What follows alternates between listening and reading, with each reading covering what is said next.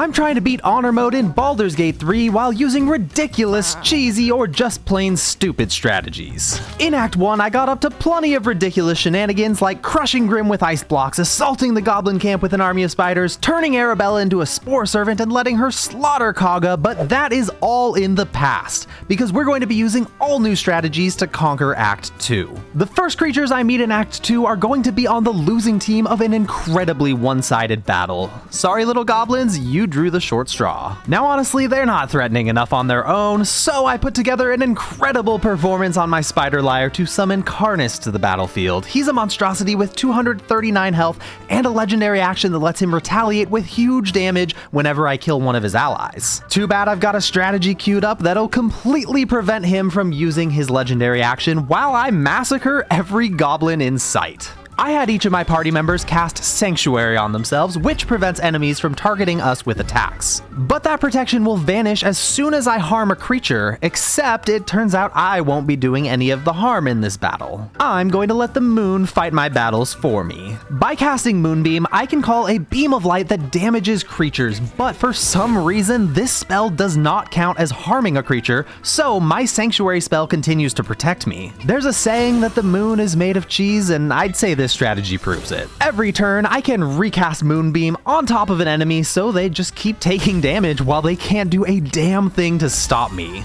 I can even fully kill my enemies, and Karnas can't even retaliate with his legendary action. I'm almost completely invincible while dishing out massive damage every single turn, and technically, yes, they could hit me with an area of effectability, but they either don't have any or simply didn't bother. Kansif here was so confused that he'd rather just run into the Shadow Curse to end it all, but that won't save him from my moonbeams, nor will it save his reincarnated Shadow Curse zombie. I kept blasting goblins with my moonbeams until only Karnas was left standing, and of course, he didn't stand a chance either. My party didn't take a single point of damage wiping out these enemies, and as a reward for our victory, we freed a pixie from the moon lantern she was trapped in, and she granted us full immunity from the Shadow Curse. What more could a dingus want? Could not have said it better myself, Dolly.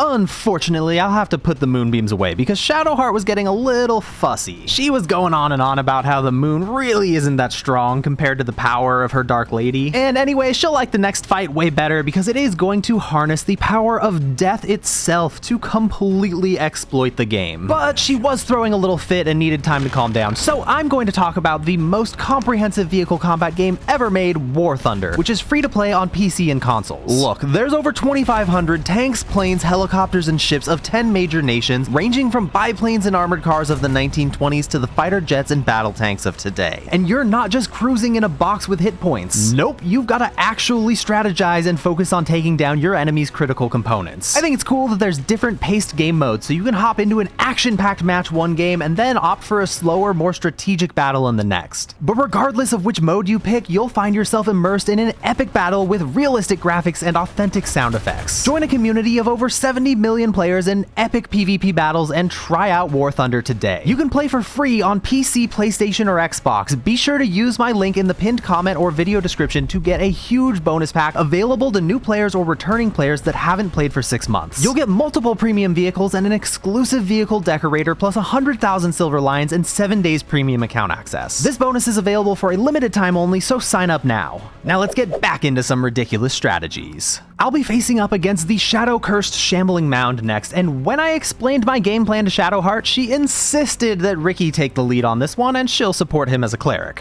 Honestly, she's got the right idea because the first step to breaking this fight is actually going to be breaking Ricky's legs. I gotta get him down to 1 HP. Now that Ricky is knocking on death's door, it's time to weaponize the power of death and give Ricky a turn that won't end until all his enemies are obliterated. Having a turn that never ends is the perfect strategy against the Shambling Mound because of its legendary action that deals damage to any creature that ends their turn within 17 feet. Obviously, the clear counterplay here is to just never hit the end turn button for the entire battle, right? I pre-dashed 3 times before entering combat so I'd have a huge movement speed on my turn, and I drank an Elixir of Bloodlust, which gives me an extra action point if I get a kill. I used the Action Surge ability to gain a second action point and cast Sunbeam from my Blood of Lathander mace to kill an enemy and gain a third action point. I tossed a Potion of Speed on the ground and walked over it to gain a fourth action point. But come on, what good are all these action points if they're mostly used up already? Well, that's where the power of death comes into play. Ricky knocked the Shambling Mound prone, then killed a nearby Needle Blight, which exploded on death. The explosion killed Ricky, but his Blood of Lathander mace healed him and brought him back to life. Coming back to life also refreshed all of his action points, so now I have 4 more actions and a bonus action to use. Gale ran into the fight and cast Death Ward on Ricky, which revives him to 1 HP if he dies. So Ricky slapped the Shambling Mound a couple times before killing another Needle Blight, which exploded on death, killing him. But of course, Death Ward brought Ricky right back to life and once again refreshed all of his available action points to max. Karlach ran up and cast Death Ward on Ricky, who swung at the Shambling Mound 4 more times, and in Ricky's offhand, he's carrying the Ritual Dagger, which allows him to use a bonus action to take between 1 and 4 slashing damage and receive a bonus to attack rolls.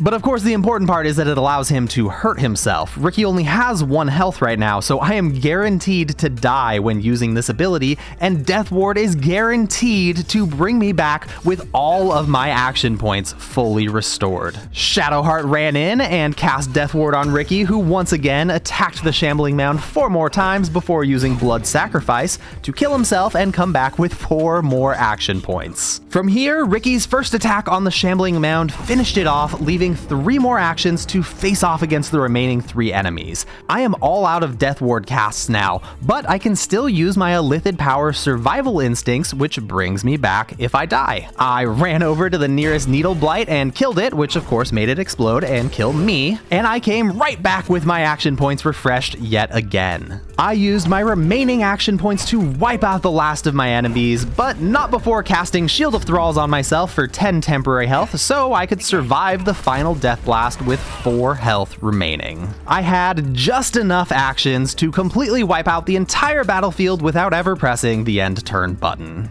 I proceeded to Last Light Inn, where I found some allies that will of course be in desperate need of my help almost immediately. I'm sure they can't possibly manage anything on their own. But first, I stepped out for a moment to gain a quick burst of experience. There's a bunch of Shadow-Cursed Ravens that ambush me, so I just cast Spirit Guardian and let them swarm at me, killing them all in no time. Now, as soon as I talk to Isabel in Last Light Inn, I'm going to have a fight on my hands, and it'll be up to me to protect Isabel from danger. To make sure that my party's up for the task, I respect everybody to barbarians with Aspect of the Beast Chimpanzee. This allows me to blind enemies when I throw camp supplies at them. With 1 point as a druid, each of my party members can create 8 good berries, and we're gonna just toss berries at our enemies. I'm sure this will go great. Isabel's safety is guaranteed. I spoke to Isabel, and sure enough... Wait, do you hear that? Something's wrong. Isabel took some damage from Marcus, but it's our turn now. Gale viciously threw a good berry at Marcus, and it was at this moment, this precise splattering of berry, that I learned that throwing good berries doesn't actually deal damage, even with the Tavern Brawler feat.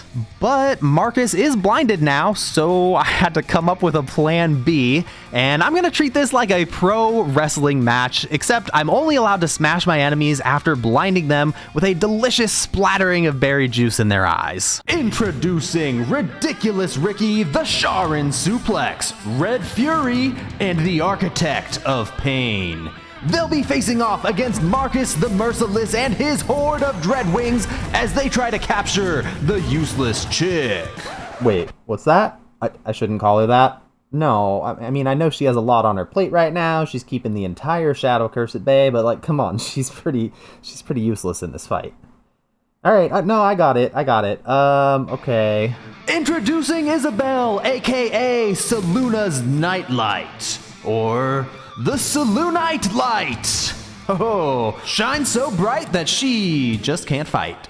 Red Fury tries to blind a Dreadwing, but her throws just aren't connecting. The Sharon Suplex has better luck blinding not one, but two of the Dreadwings. Marcus the Merciless can't see a thing as the Nightlight runs away, but the Dreadwings are moving in and they surround her. Marcus the Merciless wastes no time showing off his technique, and the Nightlight isn't going to last long under these conditions. And the Architect of Pain knows it. He blinds a Dreadwing and tags in the Sharon Suplex, who delivers an incredible beatdown to the Dreadwing, smashing a chair to pieces. That has gotta hurt. You can practically see the pain. Look at that Dreadwing writhing and reaching out in desperation, but there's no help on the way. The Sharon Suplex tosses him off the second floor down to the first. We are looking for confirmation from the ref to see if this broke any rules, but no call is being made, so it looks like this is an anything goes fight.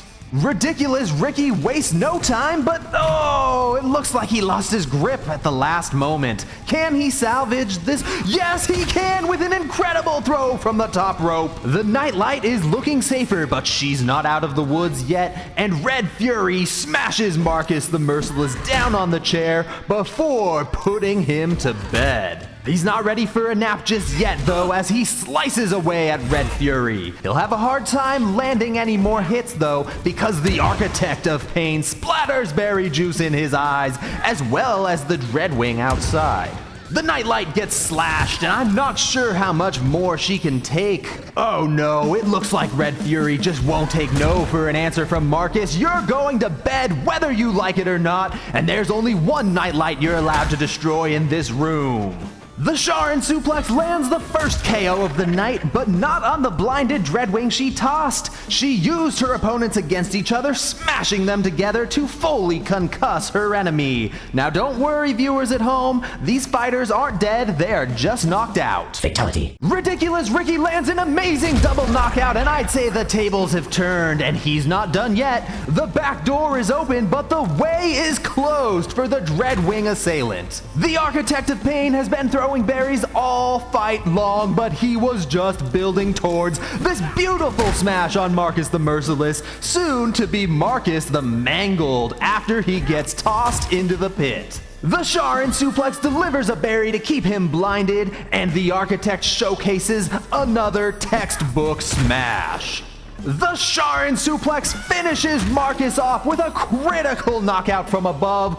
What an incredible match, and the Nightlight appears to be completely secured. Her safety is 100% guaranteed at this point. In a classic move, the Sulu Nightlight waited until total safety had been achieved to cast Mage Armor. That's very impressive. As the final Dreadwing is completely surrounded, the Architect tossed his last good berry, and with nothing else to throw, we can expect for him to just pass his turn and wait, what's this? Don't tell me he's going to, oh my god, he is! They don't call him the Architect of Pain for nothing! That is a knockout! You were witnessed assaulting someone. You're headed for the cells. Shh, don't worry, you didn't see a thing. Here's some gold for your trouble. That worked? There were so many witnesses. How does that ever work? Okay, so it looks like I broke the game just a little bit by throwing Isabel to deal the final point of damage. She won't talk to me and is very confused about where Jaheira is. I had to pick Isabel up as an improvised weapon and run a little distance, and she snapped out of it. She was probably just a little bit concussed after that beatdown, but she made her way back up to her room and then gave me an instruction that she might end up living to regret. No mercy. For Ketherick will have none on you. No mercy, you say. You're telling the Dark Urge you want to do this with no mercy. Okay, you asked for it.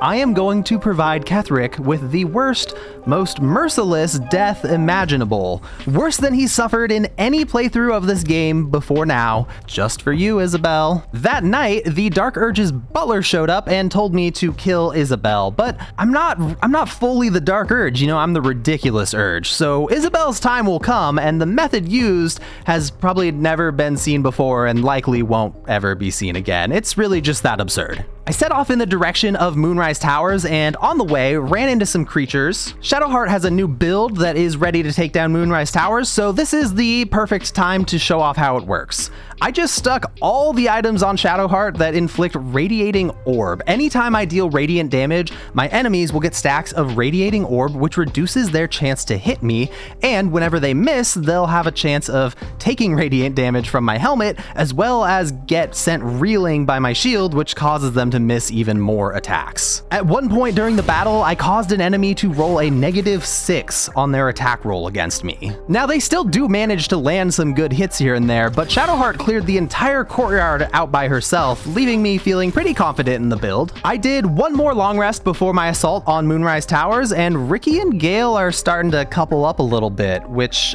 is just, I mean, poor Gale, but, you know, more on that later. Shadowheart is going to team up with Ricky to take down Moonrise Towers, except Ricky decided to pull some ridiculous antics, and he's going to be cosplaying as Krieg from Borderlands 2. Alright, I know, this is kind of coming out of nowhere, but I made a whole video role-playing Baldur's Gate 3 as Krieg the Psycho, and I really only got through like most of Act 1 in it, and that save file is super old, and that thing's broke as hell. So I'm going to take a moment to give Krieg the spotlight in this video and give him the build he deserves. I'm of course talking about a heat build. Heat is a fairly unimpressive mechanic in Baldur's Gate 3 that lets you deal more fire damage to enemies every so often at the cost of being lit on fire yourself, and Krieg from Borderlands has an entire skill tree dedicated to lighting himself on fire, so it's a perfect fit.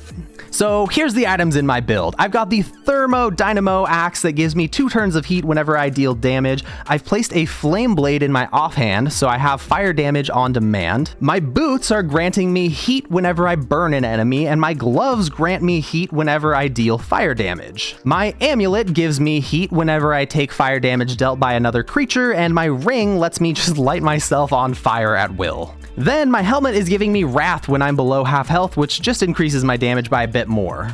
The consumable Oil of Combustion is really what's going to bring this build together. I can coat my weapon with Oil of Combustion, making me cover enemies in oil whenever I land a hit, and then when I deal fire damage, the oil explodes, damaging everything in the area.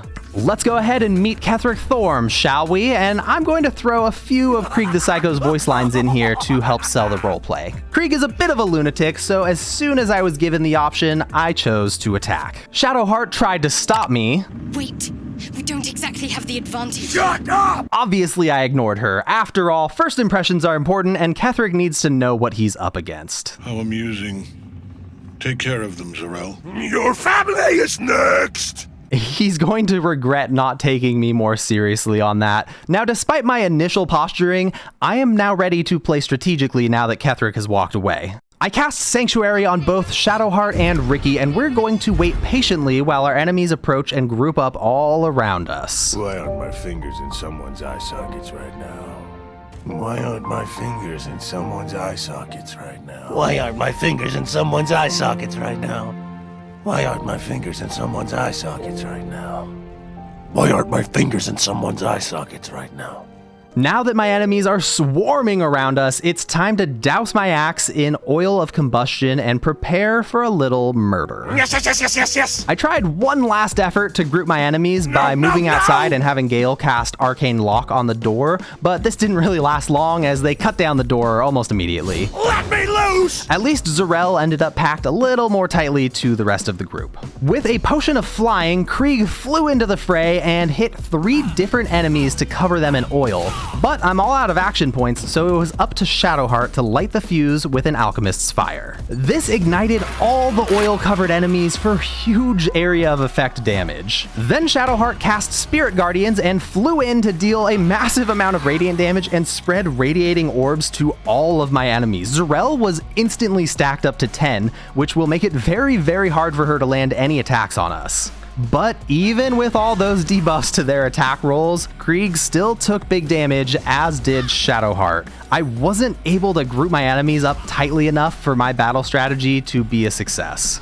Krieg was actually about to get downed by a critical hit, but Shadowheart as a light cleric was able to impose disadvantage to at least keep him from going down, but then Zarel used Black Hole, which removed my potion of speed and made me lethargic. Things really just did not go my way in this fight, and I was in very serious danger. Shadowheart was frightened and can't move. Ricky lost his turn completely. I was really hoping it wasn't going to come to this, but it's clear that my battle strategy has failed. I'm too outnumbered and outmatched. It's time to go insane! You are quite right, Krieg. I have no choice but to use my rune powder barrel. I stacked up some oil barrels and my rune powder barrel around my Psycho, and Shadowheart cast Fireball. We'll all go together! Krieg was completely obliterated by the explosion, but Shadowheart survived thanks to the Blood of Lathander mace healing her when she was downed. And truly, this feels like a perfectly Krieg the Psycho way to go. Virtually everybody died in the explosion, and what few enemies remained were on the brink of death, and Shadowheart finished them off without breaking a sweat. Now this could have concluded my Krieg the Psycho portion of the video, but I was feeling like I hadn't quite gotten to use his build as much as I was hoping for, so I revived him and I let him take down a few stragglers in Moonrise Towers. Poured into flame! Get styled upon! Never stop the killing! Never! There's no barbecue till I say there's a barbecue! Alright, that's a wrap, Krieg. Thanks for your help clearing out Moonrise Towers. Ricky will take it from here. Ketheric Thorm is up on the roof of Moonrise Towers, and he's completely invulnerable to damage, and I have got big plans for him, but first I decided to show him how weak he really is. I looted the chest behind him and equipped a ring that lets me cast command spells on undead. Then I just used a Divination Wizard's Portent die to guarantee that my command drop is going to succeed by replacing Ketheric Thorm's saving throw with a 1. A paladin like Ketheric Thorm cannot use Smite without a weapon. And I've wiped out all of his reinforcements, so he is barely going to be able to hurt me, but he's invulnerable, so I can't hurt him at all. So I left him up there alone as I popped down into the dungeon to save the Moonrise Tower prisoners. Since everybody here is dead, they just walked right out, no problem. I went down for a long rest. I wasn't even recording when it happened, but to my surprise, Lump the Enlightened showed up and demanded payment. Just in case you didn't watch my Act 1 video, Lump the Enlightened just vanished in the middle of our fight, and I didn't know why, but he's here now. I of course told him that I'd pay him twice what I owe him next time. You think my mind's so flaccid? Yeah, that checks out, honestly. Shadowheart used another Portent die to puff him with poison, and Ricky finished him off with an acid breath. I guess I will be getting that headband of intellect after all. I decided to get a little wild for my next battle, by which I mean I respect my entire party to wild magic sorcerers. Wild magic sorcerers have a chance of a wild magic surge whenever they cast spells, and while casting mage armor, Lae'zel got a wild magic surge that gave her a free action surge, and Shadowheart got polymorphed into a sheep. And I really feel like that's a great example of the range of things that wild magic can do. Sometimes it's great, sometimes it's terrible. I took my sorcerers and walked into a Githyanki ambush. Ricky pummeled them with Ice Storm before Shadowheart used Dimension Door to teleport him away. Gale landed a critical hit with Ray of Frost, and Lae'zel Dimension Doored him to safety, activating a wild magic surge that gave her the ability to speak with beasts. Maybe there's some way she can use this power to reason with our Githyanki attackers. The Githyanki started chasing us down, and I stashed my whole party around a corner to let them approach. The Githyanki commander is protected from the Shadow Curse, but the rest of them are all taking damage each turn, so it gives me a huge advantage in this fight if I just keep fleeing. They all lined up really nicely, so Ricky Misty stepped up and blasted a lightning bolt at them. Then Lae'zel Misty stepped to Ricky and Dimension Doored him back down to the group, and this is when tragedy struck. And honestly, this is pretty embarrassing. A wild magic surge summoned a magma mephit, and this pathetic little monster is going to completely dismantle my whole strategy. Shadowheart used Shocking Grasp on the mephit, as did Gale, and that killed it off. which caused it to explode all over us, and then the Shadow Curse brought it back as a Shadow Cursed version of itself. Fire is everywhere, I took a ton of damage for no reason, and I wasted 2 full characters' turns to accomplish virtually nothing. The Githyanki took their turn, and they are taking significant damage from the Shadow Curse, but an arrow of many targets lands a critical hit on my whole party. My heart rate is elevated at this point because holy shit are we in danger. I tried to send Shadowheart in to attack the Githyanki, but tragedy strikes because she got dropped by fire damage that also dealt necrotic damage. I guess because the Magma Mephit is Shadow Curse now, it does extra damage. So I had Gale go for a big play. He drank an Arcane Acuity potion to make his spells harder to resist. Then he cast Confusion on the Githyanki, and it affected 4 out of the 5 of my Githyanki attackers. Ricky tossed a healing potion at Gale, and Lae'zel threw an invisibility potion at him. Then they both ran like hell. My confused Githyanki enemies took their turns shooting and swinging at each other, and it looked like maybe I'd saved the fight, but they of course come back as Shadow Cursed Githyanki, plus the Magma Mephit brutally slaughtered Shadowheart. Ricky and Lae'zel Misty stepped up to the rooftop to keep running, and I'm not even trying to win this fight anymore, I'm just trying to escape.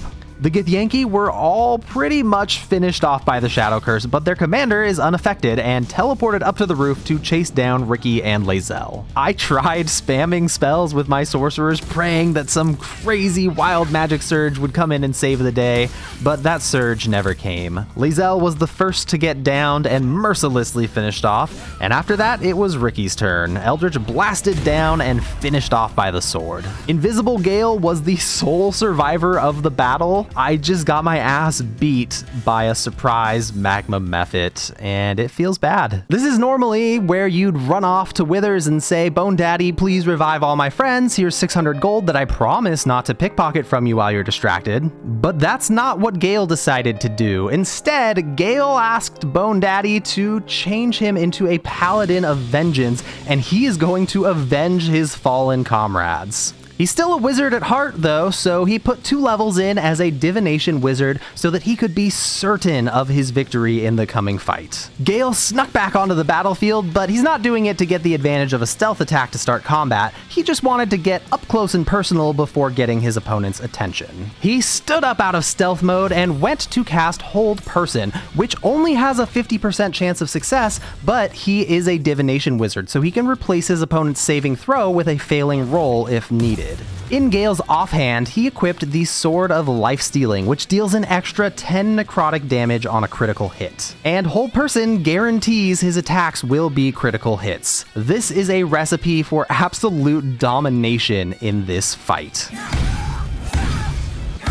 Vengeance has been achieved. Gale revived his fallen allies, and he even ran around and finished off the rest of all the Shadow-Cursed Githyanki, as well as that damn Magma Mephit. The Githyanki commander had some gloves that allow my party to cast Telekinesis once per short rest. That'll come in handy in a little bit. I used my wild magic sorcerers to wipe out a couple more creatures, but I didn't really get any more excitement out of it. I also spam cast Featherfall that I get from my boots, and I managed to get an enlarged wild magic surge as well as another polymorph into a sheep just for fun. But my last wild magic surge was spamming Featherfall near Raphael to see if I could morph him into a cat or a dog. And shockingly, I actually got the wild magic surge after only trying for a couple of minutes, but Raphael was unaffected. Oh well, that is enough wild magic for today. I took an elevator ride down into Shar's Temple to see what nonsense I can get myself into, and there are 3 interesting targets down here. The first is Balthazar, an undead caster who is on Ketheric Thorm's side. I bribed him with a ton of money so that he'd be considered an ally, and that'll be important later. The second interesting target is Yurgir, who is trapped down here by a deal he made with Raphael. Yurgir needs to kill all the Dark Justiciars in the temple before he can leave. The final interesting target is a horde of rats that actually happens to be that Dark Justiciar that Yurgir is seeking. The horde of rats itself is fragile and stupid, so I killed all of them by just casting Cloud of Daggers and just letting them run into it on their way over to attack me. And when the rats were almost all dead, I turned off Cloud of Daggers just to see how much damage these little guys can do, and shockingly, one of them hit me for 27 damage on a critical hit. But no matter, I finished off the last rat, which forced the Dark Justiciar to transform back to his normal self. This is who Yurgir is hunting, and I wanted to see if anything happens if I put Yurgir right in front of him. To add some chaos, I wanted to also see what would happen if I just added Balthazar to the mix, so let's bring them all together. I started with the easy one, Balthazar. Since I bribed Balthazar a ton of gold, he's considered to be my ally,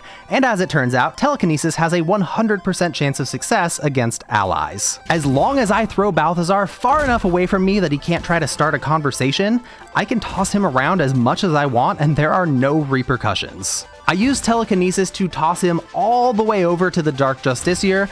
I did stop along the way to give him Featherfall so he wouldn't just die on his way down, but I could have just killed him right there. It would have been that easy. Yurgir is a little tougher as I can't bribe him to become allies, so I used Minor Illusion to separate him from his forces, and then I tried to use some chests to trap him in the position I wanted him to stay at, but he just teleported out and I had to start all over again.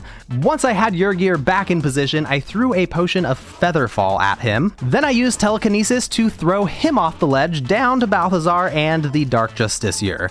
And to my great disappointment, nothing happened. They all just stood around down there completely uninterested in each other. Since they won't fight each other, I have no choice but to wipe them out for failing to do anything entertaining for me. So I had Gale cast Enlarge on Shadowheart, who cast Turn into a giant fucking owlbear on herself, and jumped down from way up high. Once again, I was disappointed. Balthazar was crushed for 499 damage, but Yurgir and the Dark Justiciar barely took any damage at all. This was a huge letdown for me. I really wanted to squish all of them with one leap, but I have failed. Ricky used Repulsor to knock Yurgir down into the deepest part of the pit, and Gale tossed the Dark Justiciar on top of him. I threw some grease down just for good measure to see if they slip and fall when they try to move. Yurgir got up and launched 4 orthonic hand bombs my way before turning invisible, so I went ahead and just scooped all those up because I'll be able to use them later. These babies deal 4d8 force damage and 4d8 fire damage. Then my Owlbear Shadowheart jumped down on invisible Yurgir, dealing 100 damage and squishing him to death. Ricky went ahead and threw the Dark Justiciar into the pit to finish them off. Was this fight ridiculous? Yeah, I guess it kind of was, but the whole thing just did not go the way I'd wanted it to, which was kind of a bummer. I finished off the rest of the Marigons and grabbed the orb so I can take the elevator down to the bottom. Then I cast Knock on the Door to clear the way to Shadowfell,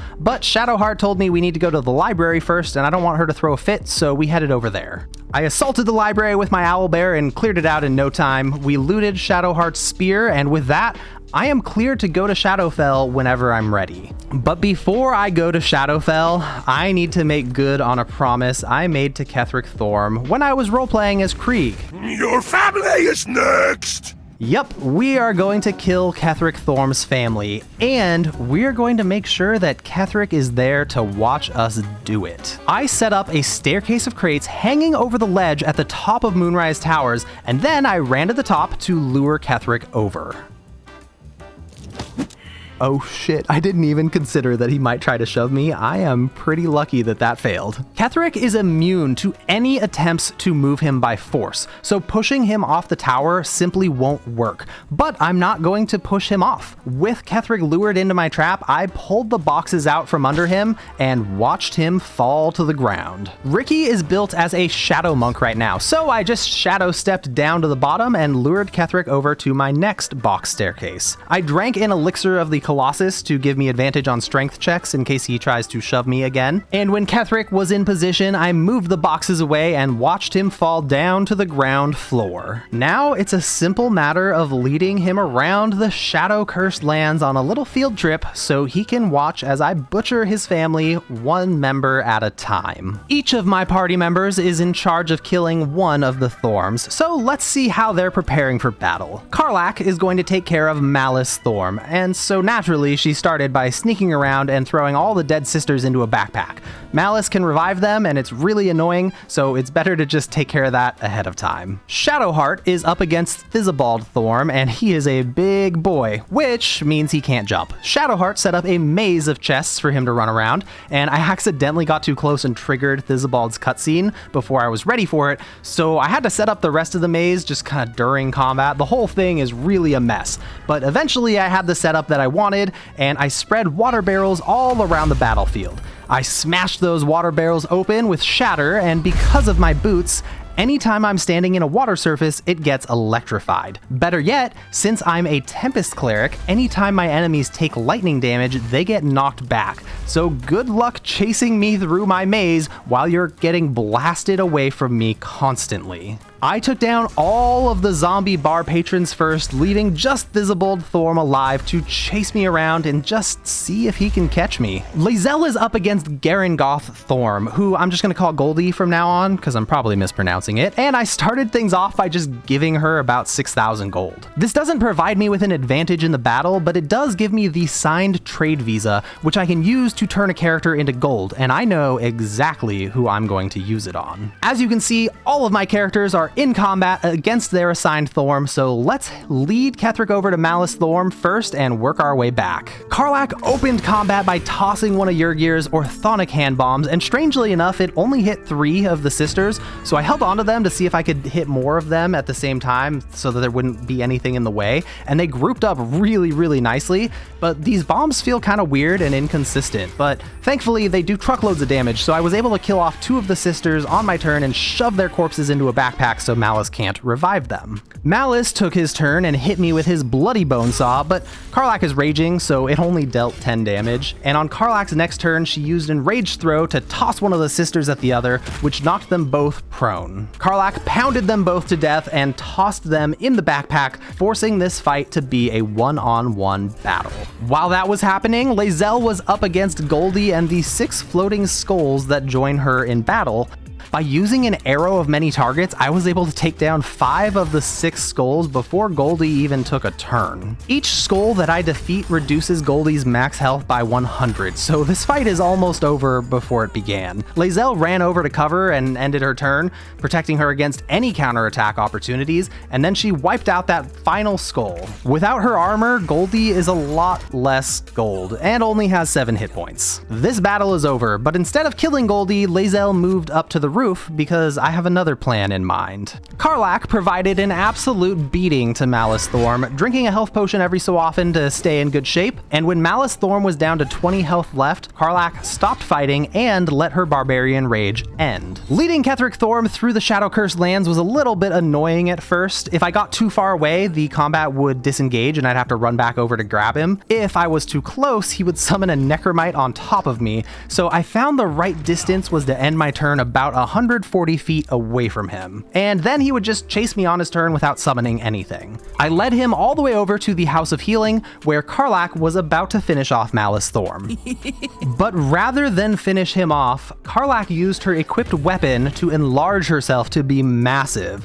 Then she used a scroll to shrink Malice Thorm down. He's now small enough for me to just carry him right around, so I carried him over to the door that Ketheric Thorm was waiting at. I opened the door and tossed Malice Thorm's tiny, pathetic, mangled little body down right in front of Ketheric. Malice is on the brink of death, and Karlach left him at just 3 hit points before stepping back and shutting the door. Malice stood up and walked over to the doorway, but he didn't even bother attacking. He knows this is over. Ricky shadow stepped between Ketheric Thorm and Malice Thorm and then clubbed Malice to death, his tiny little body returning to normal size in death. Ketheric Thorm's uncle is dead, murdered right in front of him. Next up, let's take Ketheric over to Thizibald Thorm. Shadowheart has been torturing him with electric shocks and physical fitness, and Thizibald is just about ready to die. Ketheric was a real pain in the ass about this one. He really did not want to enter that tavern, and he kept summoning Necromites, but eventually I got him in with a good view of Thizibald Thorm across the room. You know, I'm sure he heard Thizibald's pained gurgles while he was on his way in, and by the time Ketheric joined the fight, Thizibald's brain must have been so fried that he forgot how to walk, because he completely gave up on chasing me. No matter, it's clear what happened here, and I gave Shadowheart the all clear to finish him. Shadowheart cast Sunbeam to put an end to Thizibald Thorm for good. Ketheric chased me out of the inn towards Wreathwind Town, but his spirit seemed broken. He stopped chasing me and started summoning Necromites every turn. At least that's what happened until he saw Lae'zel up on the roof with Goldie.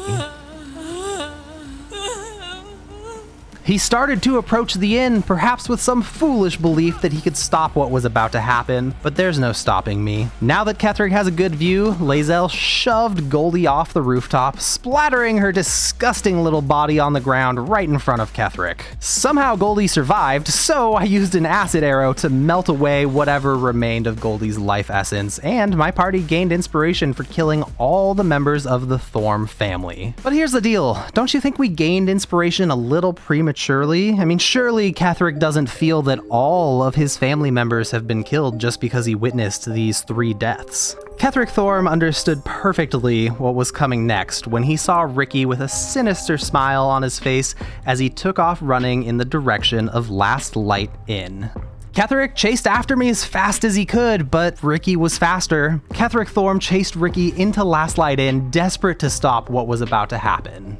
The patrons of Last Light Inn were completely uninterested in fighting Ketheric Thorm and only joined combat when a Necromite spawned in. They wouldn't even fight it though, and Ketheric was solely focused on stopping me and completely ignored the rest of them. He even stole and equipped one of Quartermaster Tally's rusty greatswords.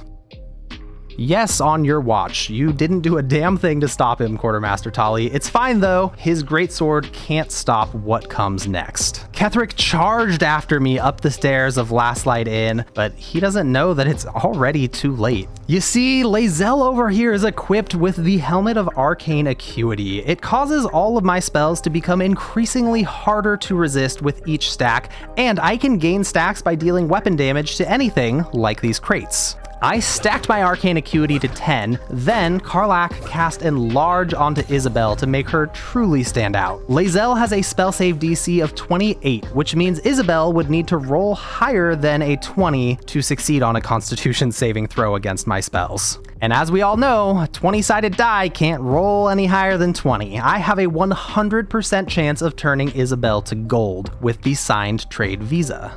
Ketheric Thorm charged into the room and smited Ricky, but when his attack was complete, he was completely stunned by what he saw. His daughter, Isabel, was slowly turning to gold in front of him, and there's nothing he can do to stop it. Isabel's last words to her father, I pity you. Truly. and her transformation was complete. Isabel has been permanently turned into a solid gold statue. My enlarged spell wore off and she returned to normal size, and Ketheric Thorm will never speak to his daughter again. Ricky vanished with an invisibility potion, leaving Ketheric behind in a daze. Oh boy, okay, am I glad I'm playing the Dark Urge for this playthrough, because I'm gonna go ahead and blame everything that just happened on Ricky. That guy is a fucking lunatic. Somebody's gotta put a stop to him, and I'm gonna go ahead and find myself a little palate cleanser to feel better about life. So I'm going to help Halsin save Thaniel so we can save this land from the Shadow Curse. That'll make me feel better. This seemed like a job for a Warlock squad, so I set up my party as Pact of the Chain Warlocks and summoned a bunch of familiars, and I had them all turn invisible and line up by the rock face. But they're too tiny to really block the path on their own, and I used pretty much all of my chests fighting Thizabald Thorm, so I headed over there to reclaim a few of them. Naturally, the land was completely littered with Necromites because of my earlier shenanigans, so I had to blast my way into the tavern. But once I got there, I picked up a few chests and I headed back over to Last Light Inn. These chests that I have are the evidence chests from Moonrise Prison, and they are unbreakable. I made a wall of invisible quasits and extended it with my chests, and now I'm ready to defend this portal. My warlocks all protected themselves with Armor of Agathis and then covered the surrounding area with Hunger of Hadar. Then I did a quick short rest to get all my spell slots back. Let's get this party started. Halsin left through the portal, and I just need to defend the portal for 5 turns. As warlocks are known to do, we started Eldritch Blasting. The first round went well, but even more enemies spawned in for round 2. Most of them are going to die to Hunger of Hadar though, so I just need to focus on anything with a decent health pool. The shadows can teleport past my wall and attack the portal, so they're a priority. Without any gear to improve my characters, my damage isn't particularly impressive, but it was enough to kill the shadow on top of us, and with the Illithid power Luck of the Far Realms, I guaranteed a critical hit on the Wraith, which inflicted Frightened since I am a Great Old One warlock. That'll hold them in place for a turn at least. Another shadow snuck up on us, thankfully missed its attack though, and the rest of the shadow-cursed enemies just kept moving closer, taking damage from Hunger of Hadar along the way. The ranged enemies were shooting at the portal, which is nearly down to half health, and it's possible I just don't have enough firepower for this, but I don't really have any other choice but to continue with my strategy. I killed the shadow by the portal and I knocked back one of the ranged enemies. Then I decided to reposition Lae'zel's Hunger of Hadar to better target all of my approaching enemies. Ricky sniped a shadow and did good damage to a wraith, and we all ended our turn. Our enemies kept falling to Hunger of Hadar, and my party leveled up. Thankfully, the shadow-cursed enemies don't seem to be able to use more than one ability per turn, so when they started jumping up to us, they weren't able to attack as well. But I am massively surrounded, and I just need to keep this portal up for one more turn. We blasted them back into our Hunger of Hadar and killed the Wraith to clear our blasting platform of enemies, and thankfully that was enough to earn victory in this encounter. Our enemies swarmed us next turn, but they weren't able to strike us nor the portal since they were forced to jump over my invisible wall of quasits. Halsin returned to us with Thaniel's body, but now I need to rescue his spirit as well. Since my party leveled up in the last fight, I gave them all the Minions of Chaos Eldritch Invocation, which lets us summon elementals. I had each warlock summon a different type of elemental. Storm, earth, and fire, heed my call. If you know, you know. I really wish I could play that song right now, but I think it would be a copyright issue, so I'm not going to take the risk. But maybe just imagine that it's playing while my elementals slap, slap, slap, slap. Thaniel has been saved, and the Shadow Curse will be lifted once Ketheric Thorm is defeated. With everything here wrapped up, I'm ready to enter Shadowfell. I couldn't personally decide what I wanted to do with Dame Aelin, so I just let Shadowheart decide, and I have a pretty good relationship with her, and I think that that is the deciding factor behind whether she saves or slays the Night Song, and she decided to save Dame Aelin.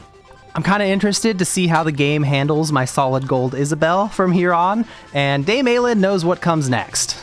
We're going to kill Ketheric Thorm.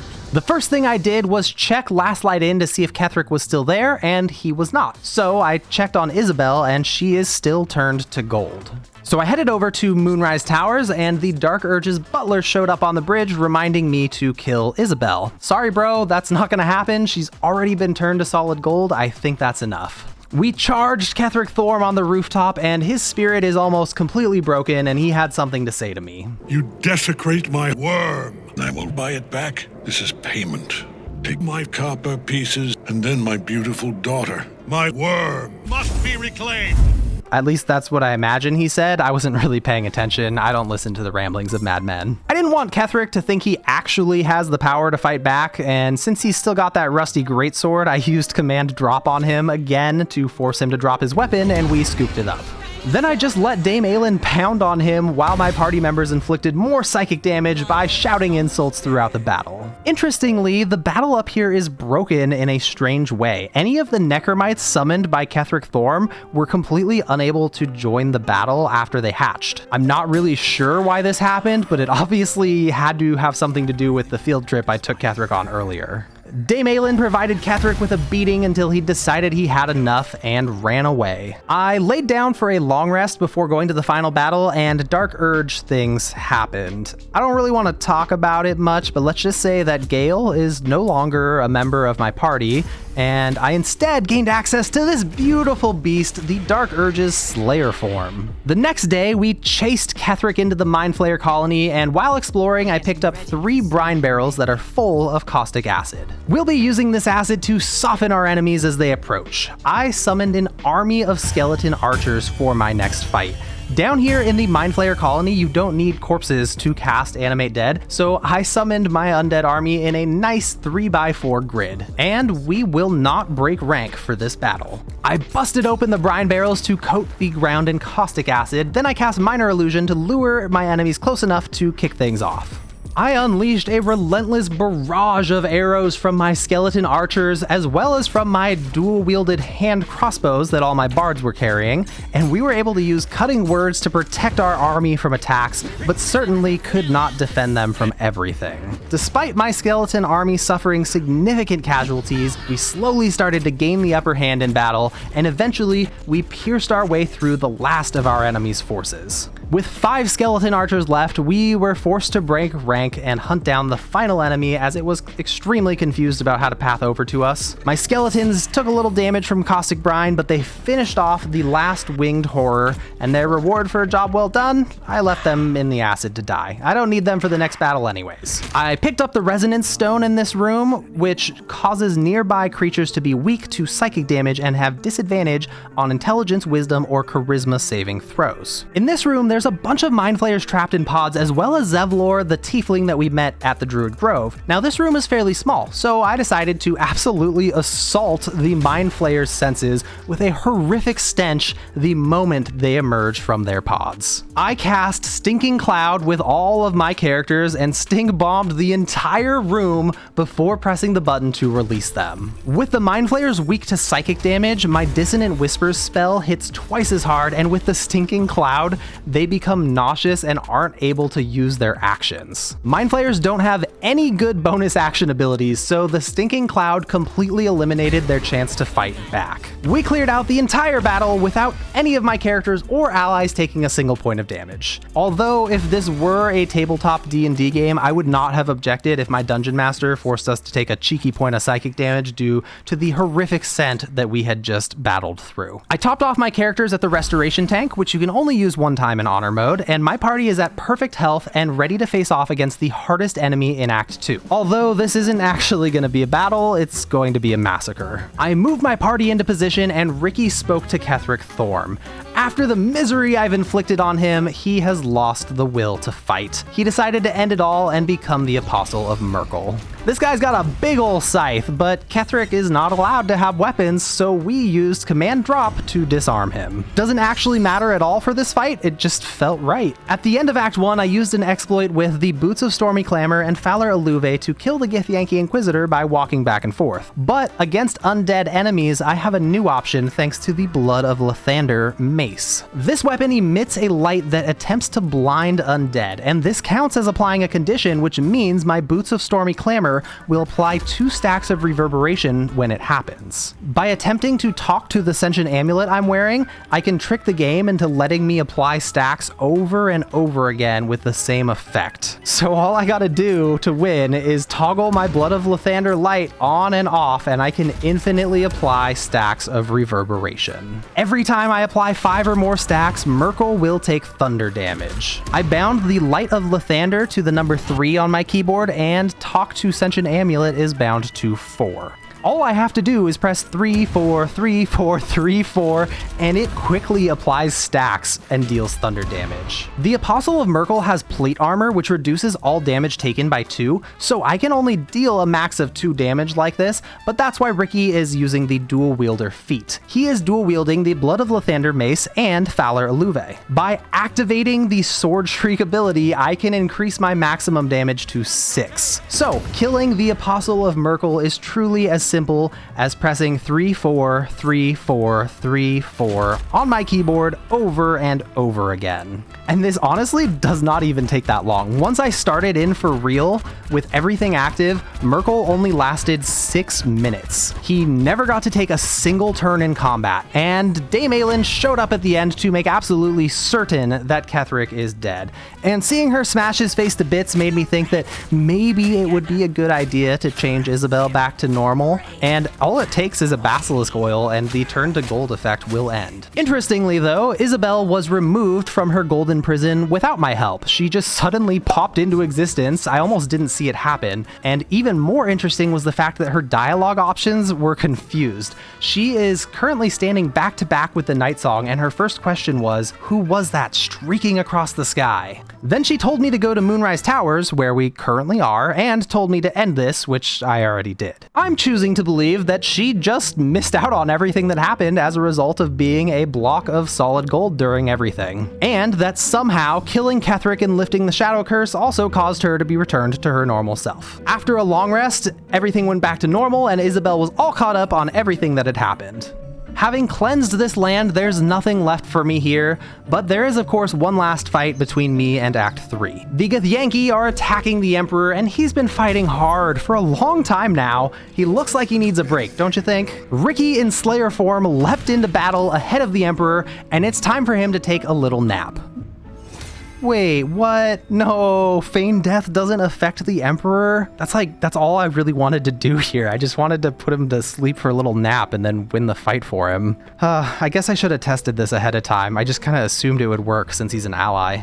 All right, fine. This fight strategy didn't work out. Whatever, what a bummer. The fight ended up just being my Slayer form pounding Githyanki left and right while Shadowheart cranked out healing and concentrated on haste to give my Slayer form an extra action point. The Slayer has amazing synergy with a couple status effects, including Dazed, Bleeding, and Prone. My multi-attack deals an additional 5 damage per hit if they're bleeding, and is guaranteed to critically strike if they're dazed. I managed to get both these status effects on the strongest Githyanki and viciously slashed away with my claws.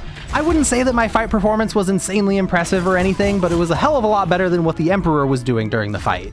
Oh yeah, nice mind domination, buddy. Really good stuff. Oh wow, you landed mind domination against a monk that has stillness of mind. Truly a strategic mastermind. How does he do it? The Emperor was on a play date with one of the Githyanki for the whole fight while my Slayer form did all the work and killed literally everything else. Once the battle ended, I turned Ricky into a partial illithid because I have some big plans in Act 3 and I want as many tools in my arsenal as possible. Thanks to War Thunder for sponsoring. You can play for free on PlayStation, Xbox, or PC. Just click my link in the pinned comment to get a bonus pack available for new players and returning players that haven't played for 6 months. I am so excited about everything I have planned for Act 3. If everything goes my way, it'll be one of the weirdest, most ridiculous Act 3 playthroughs you've ever seen, like almost immediately. I am going to bring Orin to Gortash's coronation and try to get her to murder him for me. Should be great. I have no idea if it's gonna work, and I cannot wait to find out.